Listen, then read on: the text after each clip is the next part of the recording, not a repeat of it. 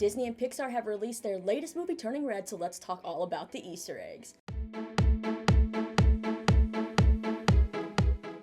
What's going on, you lovely people? Lisa here, and I am so excited to talk to you about Turning Red. Apologies for the background if it's a little messy, still setting that all up. But this was such a fun movie and very relatable for me in many different ways. It is on Disney Plus now, so you should definitely go check it out.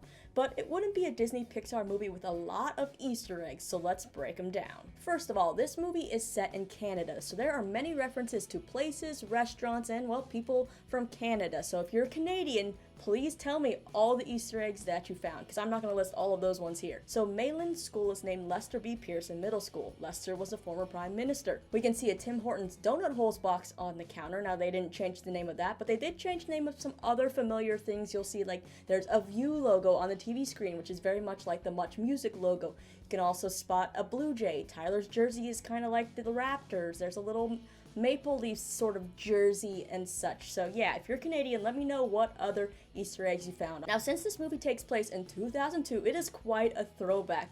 You'll notice that the music is similar to that time, as well as the fashion and the technology.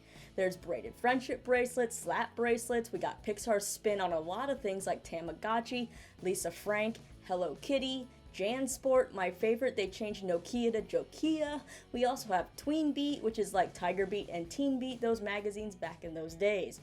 Now, Gory Banks on Twitter even noticed this fun reference when the girls do the handshake. It's very much like the one from Fresh Prince of Bel-Air. Then we have the boy band in the movie, Four Town, which is a mashup of obviously the famous boy bands. Their songs sound a little more like NSYNC, but they wear white ensembles that are very much like the Backstreet Boys, and, well, they have town in their name, which is kind of like O-Town. You'll even see that one of the Four Town CDs kind of has this ring design, which is very much like NSYNC's No Strings Attached CD, just with the Four Town color scheme. Four Town even does some of the Backstreet Boys choreography. All in all, their music is so good. Phineas and Billie Eilish did such a good job, and I mean, Jordan Fisher's voice, come on now. But now on to the more Disney and Pixar related Easter eggs. So the director of Turning Red is Domee Shi, who won an Oscar for her short, Bao. That short is referenced quite a few times in the movie. We of course have Bao, plus we have the pink boxes from the short, as well as you can see a Bao restaurant when Maylin is walking down the street. Domee did an interview with Entertainment Weekly recently where she did say there are some Easter eggs for other Spark shorts and shorts in this movie. In fact, you'll see Pearl the yarn ball hanging on Maylin's desk, and Burrow the bunny is in sticker form on Maylin's notebook. The umbrellas from the short Blue Umbrella also make appearance when the kids run towards the door when Maylin arrives at Tyler's party. Shout out to Disney Daily for spotting that one. Pixar also always has an Easter egg for the next movie in its lineup. This time it's Lightyear, and you can see a Star Command sticker on the bottom of Miriam's skateboard. Also in sticker form, you'll see Nemo on the bathroom door. Now, when Maylin busts through the hallway doors near the beginning of the movie and says, "Besties assemble," it automatically makes you think of Avengers Assemble. We then see her friend Priya, and she's reading a book called Nightfall, which is obviously an homage to Twilight. The author's name of this book is Roberta Moyer. Now, Robert Moyer is actually a visual effects supervisor at Pixar. If you Google that, I don't know if it's just a coincidence or if they did it on purpose. Now, this movie could technically be a companion piece to Pixar's other movie, Inside Out. Both deal with emotions, and there seem to be a few Inside Out references in Turning Red. When you see Maylin in the band room, the colored dots hanging on the wall seem to mirror the colors of the emotions from Inside Out.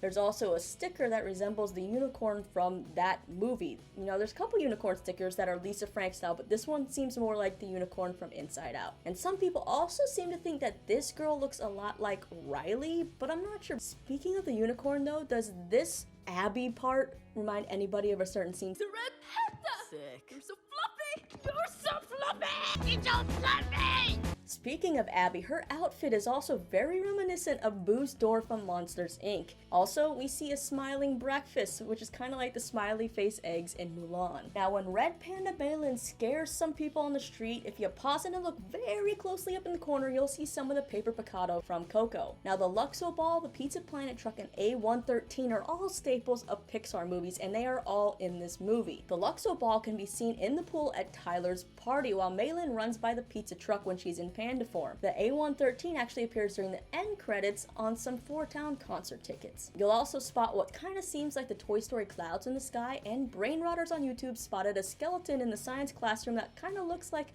Kevin from Up.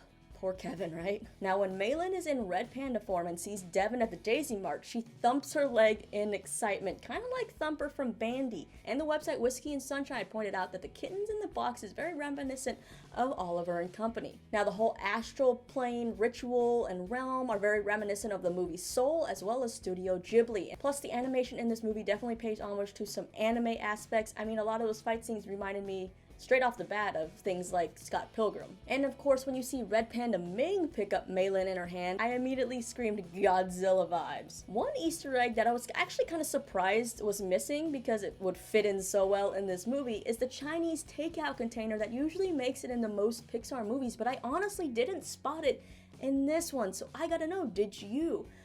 Honestly, that's all the Easter eggs and references I have the capacity for this video. I know that there's probably some that I missed. There's many references to Canada, many references to the 2000s, but those were the main Easter eggs as far as Disney Pixar goes. So if I missed any of those, please let me know which ones you found down below. And be sure to check out more of my decoding videos and other videos right over here.